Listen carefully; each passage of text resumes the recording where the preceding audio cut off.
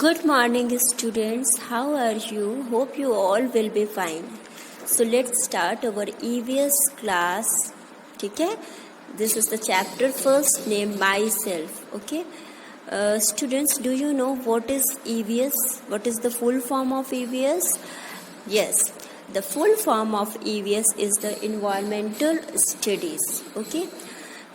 Do you know what is the environmental studies? Actually, this is made by the word in environment. ठीक है?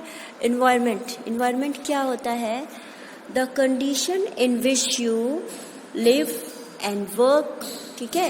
तो वो ऐसा मतलब ऐसा कंडीशन जहाँ पर आप रहते हैं, यानी कि जो भी चीज़ें आपके सराउंडिंग एरिया में है, चाहे वो लिविंग हो या तो फिर नॉन लिविंग हो, दिस इज कॉल्ड एनवायरनमेंट. ठीक है? यदि अगर हम सिंपल वर्ड्स में बोले, the natural world, for example the land, air and the water in which people, animal and the plants live. ठीक है? जो भी हमारे आसपास का नेचुरल वर्ल्ड है, लैंड, एयर, जहाँ people, animals and plants grow करते हैं, रहते हैं, वर्क करते हैं अपना, तो वो एरिया जो होता है वही क्या है? This is called environment. ठीक है? इसे ही हम एनवायरनमेंट कहते हैं. तो आपके एनवायरनमेंट का ये जो सब्जेक्ट है यानी कि ईवीएस है, इसमें आप क्या पढ़ेंगे? अपने आसपास की चीज़ों के बारे में, अपने बारे में. ठीक है?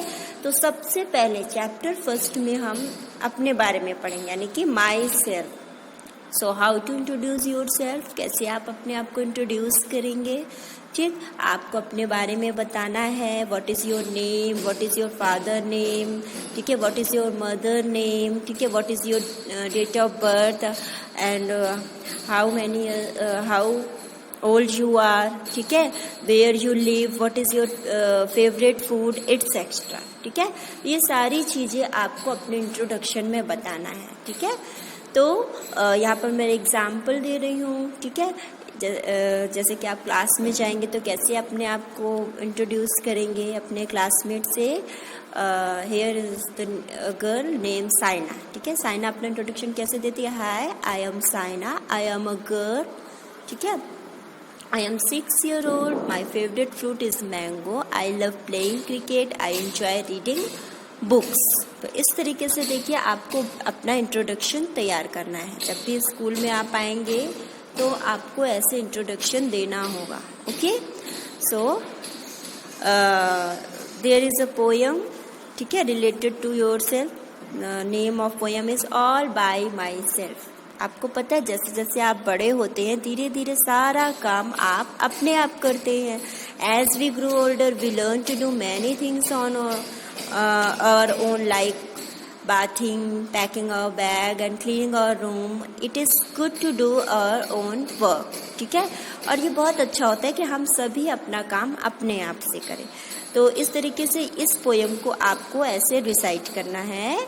All by my self, this is the name of poem. ठीक है, I can comb my hair and fashion my shoelace all by myself. I can wash my hands and wash my face all by myself. I can put my toys and the books back in place all by myself. I know I have grown up. तो इस तरीके से आपको इस poem को recite करना है. आपका फर्स्ट चैप्टर फिनिश हो गया है. So now the second chapter name is the human body. अभी हम स्टार्ट करें. Okay, so that's all for this chapter. Poem, ठीक है, related to yourself. Name of poem is all by myself. आपको पता है जैसे जैसे आप बड़े होते हैं धीरे धीरे सारा काम आप अपने आप करते हैं. As we grow older we learn to do many things on our own, like bathing, packing our bag and cleaning our room. It is good to do our own work. ठीक है, और ये बहुत अच्छा होता है कि हम सभी अपना काम अपने आप से करें. तो इस तरीके से इस पोयम को आपको ऐसे रिसाइट करना है. All by my self, this is the name of poem. ठीक है, I can comb my hair and fashion my shoelace all by myself. I can wash my hands and wash my face all by myself. I can put my toys and the books back in place all by myself. I know I have grown up. तो इस तरीके से आपको इस poem को recite करना है. आपका फर्स्ट चैप्टर फिनिश हो गया है. So now the second chapter name is the human body. अभी हम स्टार्ट करेंगे. Okay, so that's all for this chapter.